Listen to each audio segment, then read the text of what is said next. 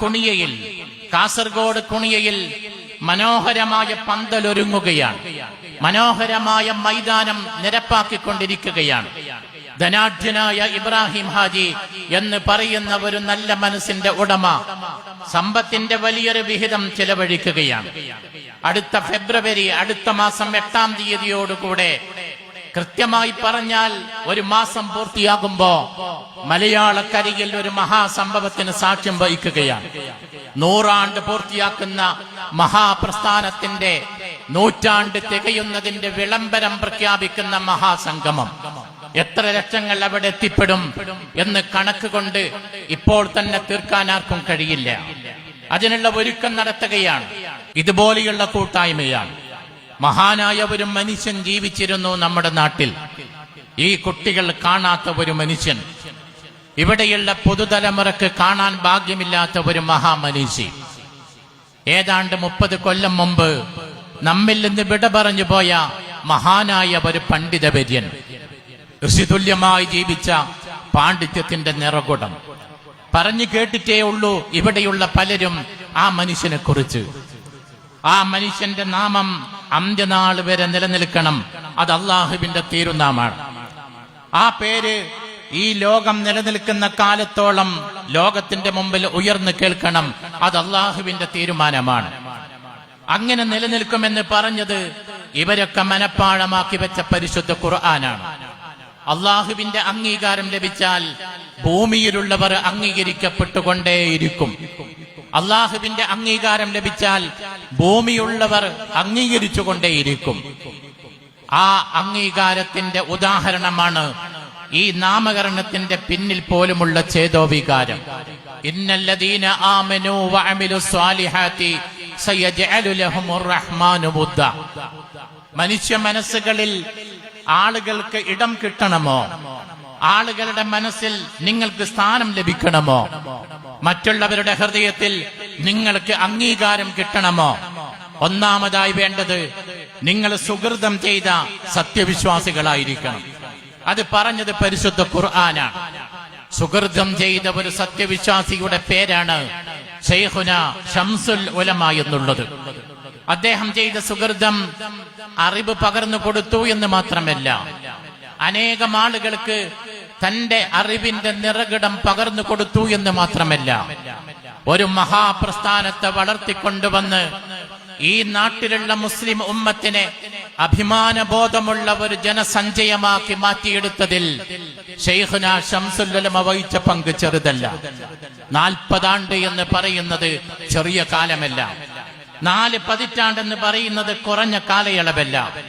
40 കൊല്ലം തന്റെ ജീവിതത്തിന്റെ സിംഹഭാഗമാണ്. ആ സിംഹഭാഗവും മഹാനായ ശൈഖുന ശംസുൽ ഉലമ ചെലവഴിച്ചത് ഒരു മഹാപ്രസ്ഥാനത്തിന്റെ വളർച്ചയ്ക്ക് വേണ്ടിയാണ്. ആ പ്രസ്ഥാനം 100 ആണ്ട് തികക്കാൻ കൃത്യമായി ഒരു മാസം ബാക്കിയുള്ളപ്പോഴാണ് നമ്മൾ ഇവിടെ ഇങ്ങനെ ഒരുമിച്ച് കൂടിയത്. യാദൃച്ഛികമായിരിക്കാം. അങ്ങ് കുണിയയിൽ, കാസർഗോഡ് കുണിയയിൽ മനോഹരമായ പന്തലൊരുങ്ങുകയാണ്. മനോഹരമായ മൈതാനം നിരപ്പാക്കിക്കൊണ്ടിരിക്കുകയാണ്. ധനാഢ്യനായ ഇബ്രാഹിം ഹാജി എന്ന് പറയുന്ന ഒരു നല്ല മനസ്സിന്റെ ഉടമ സമ്പത്തിന്റെ വലിയൊരു വിഹിതം ചെലവഴിക്കുകയാണ്. അടുത്ത ഫെബ്രുവരി, അടുത്ത മാസം 8-ാം തീയതിയോടുകൂടെ, കൃത്യമായി പറഞ്ഞാൽ ഒരു മാസം പൂർത്തിയാകുമ്പോ മലയാളക്കരയിൽ ഒരു മഹാസംഭവത്തിന് സാക്ഷ്യം വഹിക്കുകയാണ്. 100 ആണ്ട് പൂർത്തിയാക്കുന്ന മഹാപ്രസ്ഥാനത്തിന്റെ 100 തികയുന്നതിന്റെ വിളംബരം പ്രഖ്യാപിക്കുന്ന മഹാസംഗമം. എത്ര ലക്ഷങ്ങൾ അവിടെ എത്തിപ്പെടും എന്ന് കണക്ക് കൊണ്ട് ഇപ്പോൾ തന്നെ തീർക്കാൻ ആർക്കും കഴിയില്ല. അതിനുള്ള ഒരുക്കം നടത്തുകയാണ്. ആ മഹാപ്രസ്ഥാനത്തിന്റെ 100 ആണ്ട് തികയാൻ ഒരു മാസം ബാക്കിയുള്ളപ്പോ അതിന്റെ ആഘോഷത്തിന് വേണ്ടി നാളുകൾ എണ്ണി വിശ്വാസി സമൂഹം കാത്തുകൊണ്ടിരിക്കുമ്പോ ആ മഹാപ്രസ്ഥാനത്തെ വാനോളം ഉയർത്തുന്നതിൽ വലിയ പങ്ക് വഹിച്ച പണ്ഡിത കുടുംബത്തിലെ മഹാഗുരുവിന്റെ നാമധേയത്തിലുള്ള ഒരു സ്ഥാപനം അതിന്റെ 10-ാം വാർഷികം ആഘോഷിക്കുന്നത് യാദൃച്ഛികമായിരിക്കാം. എന്നാൽ അതിലും തിര ആകർഷികമായ, യാദൃച്ഛികമെന്ന് പറയുമ്പോ തന്നെ അതിലും ചില ആത്മീയമായ കൂടിച്ചേരലുകൾ ഉണ്ട് എന്ന് നമുക്ക് വായിച്ചെടുക്കാൻ സാധിക്കുന്നു. ബഹുമാനപ്പെട്ട സമസ്തയുടെ ആലിമീങ്ങൾ ആ ആലിമീങ്ങളിലൂടെ മലയാളി മുസ്ലിമീങ്ങൾക്ക് കിട്ടിയ മതബോധം, ആ മതബോധം വളർത്തിക്കൊണ്ടുവരുന്നതിൽ ഇവിടെയുള്ള സമ്പന്നരും ഉമറാക്കളും സാധാരണക്കാരും കാണിച്ച സഹകരണ മനോഭാവം മലയാളികളെ മാറ്റി നിർത്തിയ വലിയ പങ്കാണ് ഈ കൂട്ടായ്മയിലൂടെ രൂപപ്പെട്ടത് എന്നുള്ളത് അനുഭവിച്ചറിഞ്ഞവരാണ് നമ്മൾ. അതിന്റെ ഉദാഹരണങ്ങൾ തേടി, അതിന്റെ മഹത്വം തേടി അടുത്ത സംസ്ഥാനങ്ങളിലേക്ക് പോയാലാണ് അതിന്റെ വില അറിയുക. തമിഴ്നാട്ടിലും കർണാടകയിലും ഉത്തരേന്ത്യയിലുമൊക്കെ മതമുണ്ടാക്കാൻ വേണ്ടി ഓടി നടക്കുന്ന പലരും നമ്മുടെ വേദിയിൽ വന്നിരുന്നു. പ്രിയപ്പെട്ട ഹുദവിയെ പോലെയുള്ള ആളുകൾ അവർക്ക് ബാലപാഠം പഠിപ്പിക്കുകയാണ്. അവിടെ ചെന്നിട്ട് ഉത്തരേന്ത്യയിലെ ഗ്രാമങ്ങളിൽ ചെന്നിട്ട് മുസ്ലിമാണെന്ന് പറയുന്ന കുടുംബത്തിലുള്ള കുട്ടികളെ കൈപിടിച്ച് കൂട്ടിക്കൊണ്ടു വന്നിട്ട് മതത്തിന്റെ ബാലപാഠം പഠിപ്പിക്കുകയാണ്. നിസ്കാരത്തിന്റെ ഷർത്ത് പറഞ്ഞു കൊടുക്കുകയാണ്. ഖുർആൻ ഓതുന്നതിന്റെ രീതി എങ്ങനെയാണ് എന്ന് പഠിപ്പിച്ചു കൊടുക്കുകയാണ്. 21-ാം നൂറ്റാണ്ടിന്റെ കാൽഭാഗം കഴിഞ്ഞു കിടക്കുമ്പോഴും അറബി ഭക്ഷണങ്ങൾ കൂട്ടിവായിക്കാൻ അറിയാത്ത അനേക കോടി ആളുകളുണ്ട് മുസ്ലിം എന്ന പേരിൽ നമ്മുടെ രാജ്യത്തെ എന്നുള്ളതാണ് നമ്മൾ ഗൗരവത്തോടു കൂടെ ചിന്തിക്കേണ്ടത്. ഒന്നും രണ്ടുമല്ല, അനേക കോടി മനുഷ്യരുണ്ട് നമ്മുടെ രാജ്യത്ത്. അറബി അക്ഷരങ്ങൾ കൂട്ടിവായിക്കാൻ അവർക്കറിയില്ല. പരിശുദ്ധ ഖുർആനിലെ സൂറത്തുകൾ മനഃപ്പാഠമാക്കാൻ അവർക്ക് സാധിച്ചിട്ടില്ല. വുദു എടുക്കേണ്ടത് എങ്ങനെയാണ് എന്ന് അവർക്കറിയില്ല. ഖിബിലയിലേക്ക് തിരിഞ്ഞു നിന്ന് നിസ്കരിക്കേണ്ട രീതി അവർക്കറിയില്ല. എന്നാലോ പരമ്പരാഗതമായി അവർ മുസ്ലിം കുടുംബത്തിലെ അംഗങ്ങളാണ്. 8 നൂറ്റാണ്ട് മുസ്ലിങ്ങൾ ഭരിച്ച ഡൽഹിയിലാണ് അവരുടെ വീട്.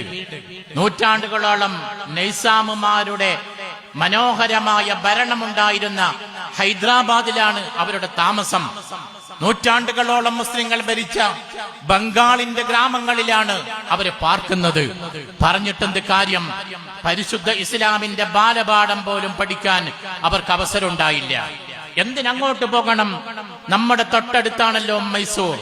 ടിപ്പു സുൽത്താന്റെയും ഹൈദരലിയുടെയും മനോഹരമായ ഭരണത്തിന് നിമിത്തമായിരുന്ന മൈസൂർ പട്ടണത്തിൽ പോയി അങ്ങാടിയിൽ നിന്ന് റിക്ഷ വലിക്കുന്ന താടി വെച്ച തൊപ്പി വെച്ച മനുഷ്യരോട് പോലും നിങ്ങളൊന്ന് ചോദിച്ചു നോക്കുക. അവരുടെ പൈതൃകം പറഞ്ഞാൽ ഒരുപാട് വർഷത്തെ പഴക്കമുള്ള മുസ്ലിം കുടുംബമാണ് അവരുടെ പൈതൃകം. മതരംഗത്തെ അവരുടെ ബോധം പരിശോധിച്ചാൽ ഇവിടെയുള്ള പ്രാഥമിക മദ്രസയിലെ 2ാം ക്ലാസ്സിലെ കുട്ടികളുടെ വിവരം പോലും ഇല്ലാത്ത അജ്ഞരാണവര് എന്ന തിരിച്ചറിവ് നമുക്ക് ലഭിക്കും. ഇവിടെയാണ് നമ്മൾ വ്യത്യാസം മനസ്സിലാക്കേണ്ടത്. മലയാളക്കരയിൽ കോടാനുകോടി മുസ്ലിങ്ങളില്ല. മലയാളക്കരയിൽ നൂറ്റാണ്ടുകാലം മുസ്ലിങ്ങൾ ഭരിച്ചിട്ടില്ല. ഇന്ത്യ രാജ്യത്ത് ഒരുപക്ഷെ മുസ്ലിം ഭരണം കടന്നു വരാത്ത ഒരു സംസ്ഥാനം. നാട്ടുരാജാക്കന്മാർ പലയിടങ്ങളിലും ഭരണം നടത്തിയപ്പോഴും മുഗളരും ഖിൽജി വംശവും തുഗ്ലക് വംശവും അടിമ വംശവുമൊക്കെ ഇന്ത്യ മഹാരാജ്യത്തിന്റെ പല ഭാഗങ്ങളും ഭരിച്ചിരുന്ന നൂറ്റാണ്ടുകളുടെ കഥ പറയുമ്പോഴും ആ കൂട്ടത്തിൽ ഒരിക്കൽ പോലും ഇടം കിട്ടാത്ത നാടാണ് നമ്മുടെ മലയാള നാട്. വേലുത്തമ്പി ദളവ നാട് ഭരിച്ചിരുന്ന മണ്ണ്, പഴശ്ശി രാജാവ് അടക്കി ഭരിച്ചിരുന്ന മണ്ണ്, ഒരുപാട് കാലം സാമൂതിരി ഭരിച്ചിരുന്ന മണ്ണ്. ആ കൂട്ടത്തിൽ ഒരു അടിമ വംശത്തിലെ രാജാവില്ല. ആ കൂട്ടത്തിൽ ഒരു തുഗ്ലക് വംശത്തിന്റെ പ്രതിനിധിയില്ല. ആ കൂട്ടത്തിൽ ഒരു മുഗളന്മാരുടെ പേര് പറയാൻ നമുക്കില്ല. അധികാരത്തിന്റെ ശീതളിമയിൽ ഇസ്ലാം വളർന്നു വന്ന നാടാണ് മലയാളക്കര എന്ന് പറയാനുള്ള പഴുതില്ല എന്നാണ് ഞാൻ സൂചിപ്പിച്ചത്. എന്നിട്ടും ഇന്ത്യ രാജ്യത്തല്ല, ലോകത്തിന്റെ മുന്നിൽ അഭിമാനത്തോടെ യഥാർത്ഥ മുസ്ലിമിന്റെ ഉദാഹരണം കാണിക്കണോ എന്ന് ചോദിച്ചാൽ തൊട്ട് കാണിക്കാനുള്ള ഉദാഹരണമുണ്ട് നമ്മുടെ നാട്ടിലുള്ള സാധാരണക്കാരായ മുസ്ലിങ്ങളിൽ. പരിശുദ്ധ ഹറമിലെ 5 നേരത്തെ നിസ്കാരത്തിന് സെഫ് കിട്ടുന്ന ഉംറക്ക് പോയ അനേകായിരങ്ങൾ ഒരുമിച്ച് കൂടുന്ന വേളയിൽ ആ നിൽക്കുന്ന സെഫിലുള്ള മുസൽമാന്മാരുടെ കൂട്ടത്തിൽ മലയാളികൾ എവിടെ എന്ന് മനസ്സിലാക്കാൻ പറ്റുന്ന വിധം നമുക്ക് സാധ്യമാകുന്ന അറിവുള്ളവരാണ്.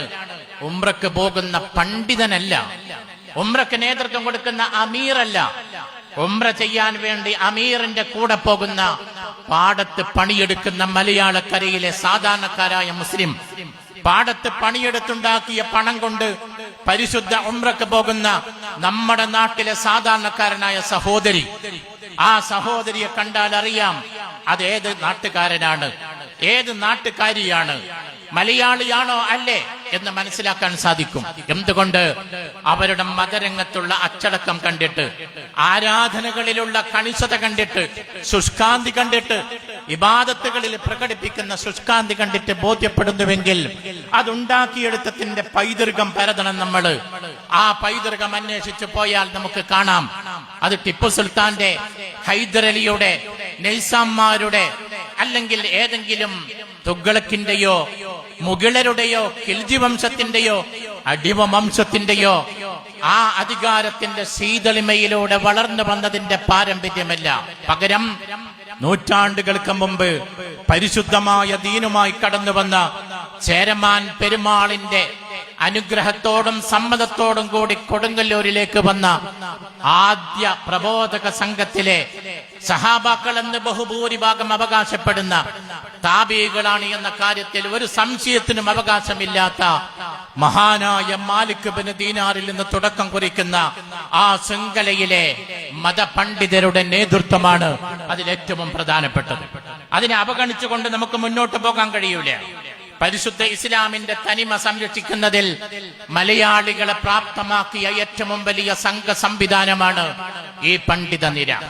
നൂറ്റാണ്ടുകളോളം അത് അതേ രീതിയിൽ തുടർന്നു വന്നു.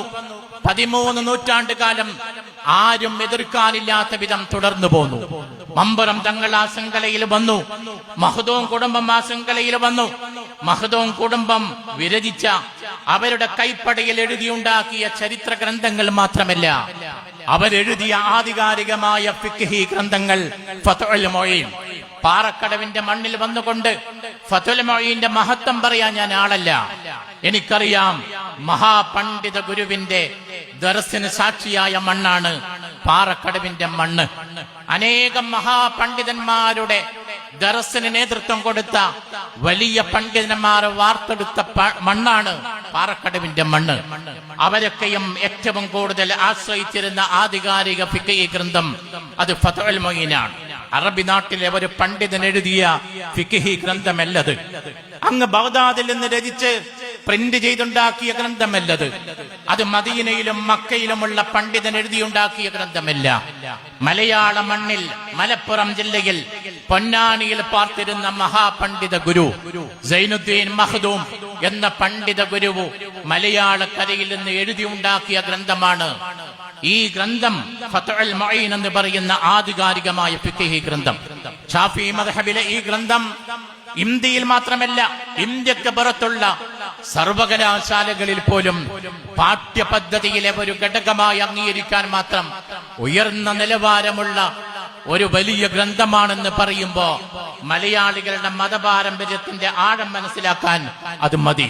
ഞാൻ സൂചിപ്പിച്ചത് മഖ്ദൂം കുടുംബങ്ങളിലൂടെ കൈമാറിയ, മമ്പുറം തങ്ങളിലൂടെ കൈമാറിയ, ഉമർ ഖാദിയിലൂടെ കൈമാറിയ മഹാനായ നമ്മുടെ ഇവിടെ വന്ന് ഉദ്ഘാടനം ചെയ്തു പോയ സയ്യിദ് സാദിഖ് അലി ശിഹാബ് തങ്ങളുടെ പിതാവ് PMSA പൂക്കോയത്തങ്ങൾ, ആ പൂക്കോയത്തങ്ങളുടെ വല്യുപ്പ സയ്യിദ് ഹുസൈൻ ആറ്റക്കോയത്തങ്ങൾ ഉൾക്കൊള്ളുന്ന കൊടപ്പനക്കല തറവാട്ടിലെ കഴിഞ്ഞ കാല മഹാരഥന്മാരിലൂടെ കൈമാറി കിട്ടിയ ബാഫക്കിത്തങ്ങൾ എന്ന മഹാമനീഷിയിലൂടെ മലയാളികൾക്ക് കൈമാറി കിട്ടിയ ആ മനോഹരമായ പൈതൃകമുണ്ടല്ലോ, ആ പൈതൃകമാണ് മലയാളി മുസ്ലിമീങ്ങളുടെ സ്വത്വം രൂപപ്പെടുത്തിയെടുത്തതിൽ, അസ്തിത്വം സംരക്ഷിച്ചതിൽ, ആദർശം നിലനിർത്തിയതിൽ, പാരമ്പര്യത്തെ കാത്തുവെച്ചതിൽ ഏറ്റവും പ്രധാനപ്പെട്ട ഘടകം.